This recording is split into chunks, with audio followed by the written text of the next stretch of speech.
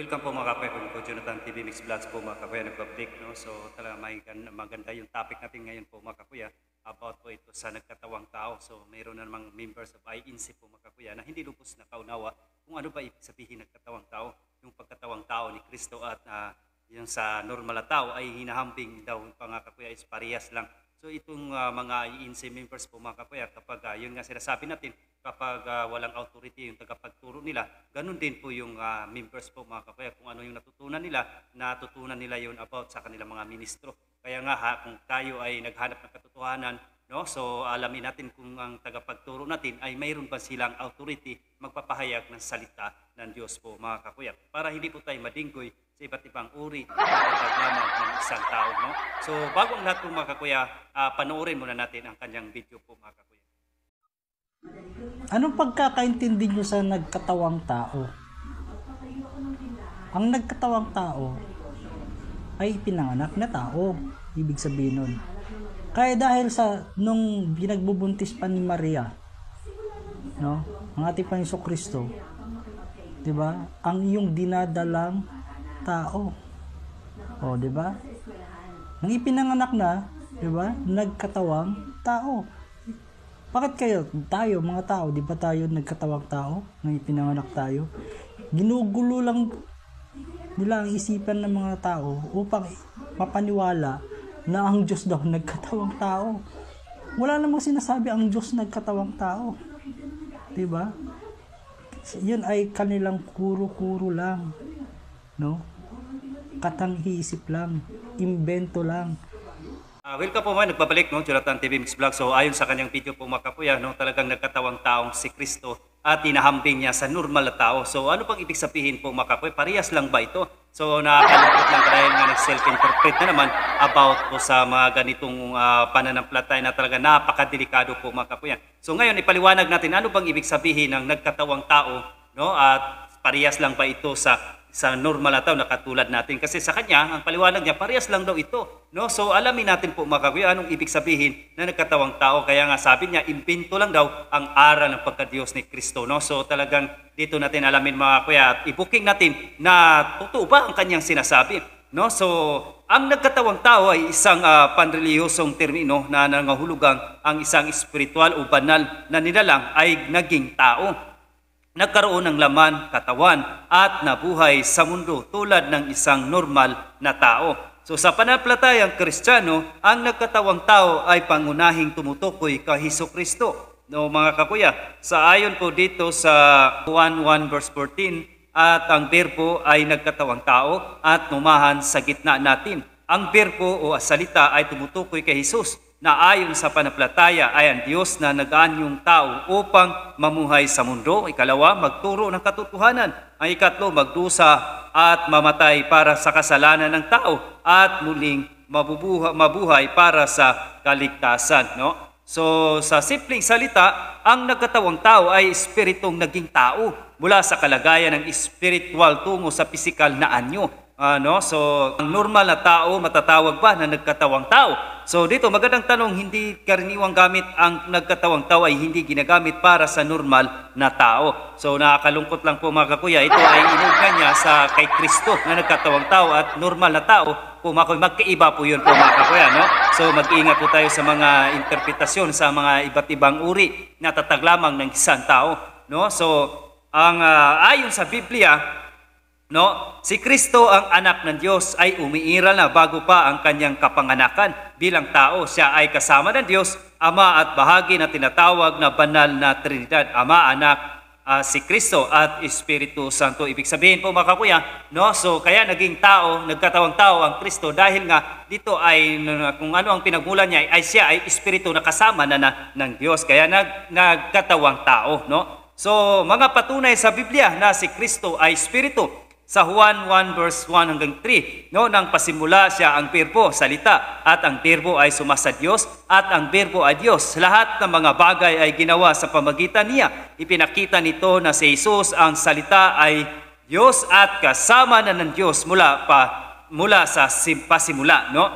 Dagdagan pa natin sa Juan 1 verse 14. At ang Birbo ay nagkatawang tao at mumahan sa gitna natin. Dito siya ay naging tao. Ibig sabihin, bago siya naging tao, spiritual ang kanyang kalagayan. No? So dagdagan pa natin dito sa Pilipos 2 verse 6 hanggang 7 na siya ay magamat na sa anyong Diyos ay hindi niya inaari na isang bagay na dapat panganan ang pagkapantay sa Diyos, kundi bagkos ay hinubad niya ito at naganyong alipin na nakitulad sa mga tao. Nagsimula siya sa pagka-Diyos, espiritual at kusang loob na naging tao. So ano bang buod natin dito? Bago naging tao si Kristo, siya ay espiritu at Diyos. Isa siyang persona ng Trinidad, umiiral mula pa noong pasimula at nagkatawang tao upang iligtas ang sangkatauhan. No? So dito, napatunayan natin na si Kristo ay espiritu nga, kaya nga tinatawag na naging tao, no? Mula sa pagka-Diyos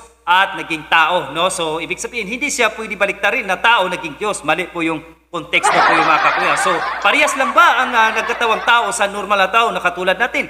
So dito magandang tanong po ito mga kakuya, kaya mag-ingat tayo sa mga self-interpretasyon sa mga anti-Catholics na talagang pinipilit nila na si Kristo ay hindi talaga daw Diyos. No? So dito, bakit ang tao ay sinilang bilang tao? Ibig sabihin mula pa sa simula tayo ay may katawan na. Hindi tayo galing sa espiritual na anyo na naging tao, kaya hindi natin kailangang magkatawang tao. Ikalawa, ang salitang nagkatawang tao ay espesipikong tumutukoy sa isang nilalang na hindi dating tao, gaya ng Diyos na piniling maging tao. So napakasimple lang po talagang paliwanag po mga kakuya. Halimbawa, si Jesus lang ang tinatawag sa Biblia na nagkatawang tao dahil siya ay Diyos sa anyong espiritu na nagpakatao para sa layunin ng kaligtasan. Ano bang buod natin dito? Sa normal na tao ay hindi tinatawag na nagkatawang tao dahil ang tao na tayo mula pa sa simula. Ang nagkatawang tao ay spiritual na nilalang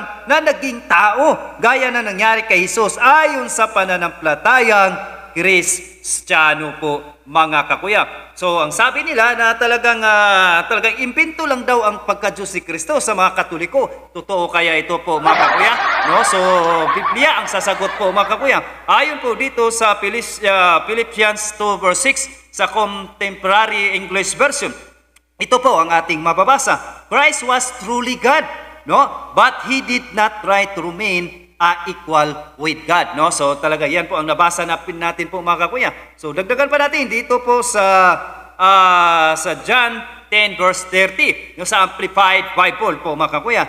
I and the Father are one in essence and nature, no? So talaga yan po sa John 10 verse 30. Dagdagan pa natin, no po mga kakuya, dito po sa Juan 1 verse 18 ang salita ng buhay. Wala pang nakakita sa Diyos Ama kahit kailan, subalit ipinakilala siya sa atin ng Diyos Anak, no? So napakaklaro po mga kakuya, Diyos Anak, no? So dito talagang litra po litra talaga na meron. So meron din bang mababasa na si Kristo inamin niya siya ay tunay na Diyos, no? So ito po ang ating mababasa. Dito po sa The Aramaic English po mga kakuya, ito po ang ating mababasa. I said to you that you shall die in your sins, unless for you shall believe that I am the living God, you shall die in your sins, no? So talagang dito talaga sa ating topic ng mga kaya wala na talaga silang lusot. Nagdagdagan pa natin na inamin ba ni Kristo na siya ay tunay na Diyos? Dito naman sa The Holy Peshitta Bible Translated po mga kakuya, no? So ito po ang ating mababasa sa John 8 verse 24. I said to you that you shall die in your sins, for unless you shall believe that I am the living God, you shall die in your sins. So, ibig sabihin po mga kakuya, litra por litra talaga natin nabasa dito na inamin ni Kristo siya ay tunay na Diyos po mga kakuya. Kaya supply talaga ang mga paniwala na paniwanag ng mga ahiinsa. Ito po ay dagdag bawas po mga kakuya. Sila ang katuparan sa Revelation 22 verse 18 na talagang ang maraming mga talata sa Biblia nagpapatunay na si Kristo ay tunay na Diyos. Pero ito ay inalis nila mga kakuya sa Biblia at pinapalabas nila si Kristo ay tao lang, hindi Diyos po mga kakuya. Kaya nga sila ang katuparan sa Revelation 22 verse 18 po mga kakuya na dagdag bawas sa Biblia. Kaya mag-ingat tayo, magsuri para hindi po tayo madinggoy sa iba't ibang uri na tatag lamang ng isang tao. Kaya kung ako sa inyo, hanapin nyo kung sino ang may authority na tagapagturo. Kapag ang yung tagapagturo ay walang authority about sa Biblia at Ebanghelyo ni Kristo, ay talagang magkawindang-windang po yan talaga mga kakuya. Kung ano yung tinuturo ng ministro nyo, ganun din ang mga members, yan ang nakukuha nila doon sa ministro ko. Kaya nga kung kapag ang yung ministro inaakay kayo sa kadiliman, ay ganoon din yun. Kaya nga ganoon na napakadelikado po yung mga kakuya. Talagang parehas kayo mahulog sa bangil, no? So kaya nga napakadelikado kapag ganitong mga aral na talaga dagdag bawas sa Biblia. Maraming mga Bible verse, isa lang ito, mga example na talagang tunay na Diyos si Kristo, no, mga kakuya, no?